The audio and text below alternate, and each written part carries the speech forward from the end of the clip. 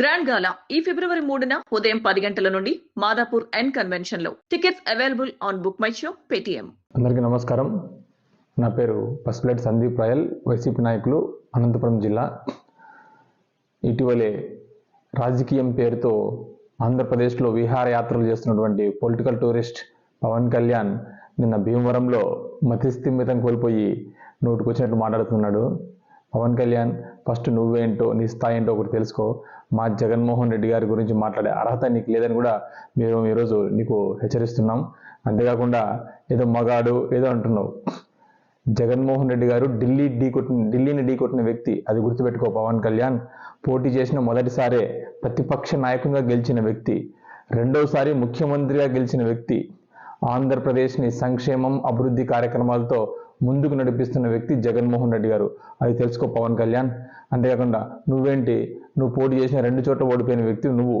ఓడిపోయిన తర్వాత హైదరాబాద్లో మకాం మార్చి బయటికి రాకుండా దాక్కున్న వ్యక్తివి నువ్వు. ఈరోజు నువ్వు ఎక్కడ పోటీ చేస్తావో అని కూడా బయటికి చెప్పుకోలేనంత భయంతో వణికిపోతున్న వ్యక్తివి నువ్వు. నువ్వు మా జగన్మోహన్ రెడ్డి గారి గురించి మాట్లాడేది పవన్ కళ్యాణ్. నోరు అదుపులో పెట్టుకోవాలని కూడా మేము తెలియజేస్తున్నాం. అంతేకాకుండా ఏదో ఆంధ్రప్రదేశ్లో వాలంటీర్ వ్యవస్థ పనిచేయట్లేదని, వాలంటీర్ వ్యవస్థ అక్కడికి ఆగిపోయింది, ఆ యువకుల్ని జగన్మోహన్ రెడ్డి గారు అక్కడికి ఆపేశారంటున్నావు. పవన్ కళ్యాణ్, నేను సూటిగా ప్రశ్నిస్తున్నాను. మీ పార్టీ కార్యాలయంలో 42 మంది ఉద్యోగుల జీవితాలను నాశనం చేసిన వ్యక్తివి నువ్వు కదా. వాళ్ళని నిర్దాక్షిణ్యంగా తీసేసిన వ్యక్తివి నువ్వు కదా. వాళ్ళు ఎంత పెద్ద పెద్ద చదువుకొని వచ్చారు, వాళ్ళందరినీ నీ వ్యక్తిగత స్వార్థ అవసరాల కోసం వాళ్ళ బతుకుల్ని రోడ్డు మీదకి వేసిన ఘనత నీది కాదా అని కూడా ఈరోజు నేను సూటిగా ప్రశ్నిస్తున్నాను. అంతేకాకుండా ఆంధ్రప్రదేశ్లో వాలంటీర్ వ్యవస్థ గురించి మాట్లాడే అర్హత నీకు లేదని కూడా నేను తెలియజేస్తున్నాను.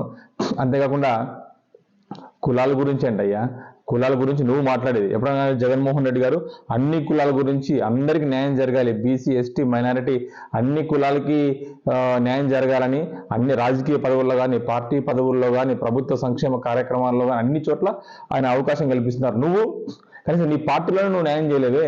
నువ్వేం చేసావు చెప్పు. శ్వేతపత్రం విడుదల చేయి. ఆంధ్రప్రదేశ్లో నీ పార్టీ ఉంది కదా, నీ పార్టీలో ఎంతమందికి నువ్వు న్యాయం చేసావో నువ్వు విడుదల చేయి. వెనుకబడిన సామాజిక వర్గాలకి నీ చుట్టూ ఎవరున్నారు? నీ సామాజిక వర్గం పెట్టుకొని నువ్వు డ్రామాలు ఆడుతున్నావు. అంతకుమించి నువ్వు చేసింది ఏమీ లేదు, అది గుర్తుపెట్టుకో పవన్ కళ్యాణ్. అంతేకాకుండా నిన్న ఎలక్షన్ కమిషన్ గారికి కూడా మేము తెలియజేస్తున్నాం. నిన్న పవన్ కళ్యాణ్ డబ్బులు పెట్టి ఓట్లు కొనండి అని కూడా ఇండైరెక్ట్గా వాళ్ళ శ్రేణులకి తెలియజేశారు. కనుక పవన్ కళ్యాణ్ మీద పోటీ చేయకుండా బహిష్కరణ వేటు వేయాలని కూడా మేము ఈరోజు ఎలక్షన్ కమిషన్ గారిని కోరుతున్నాం.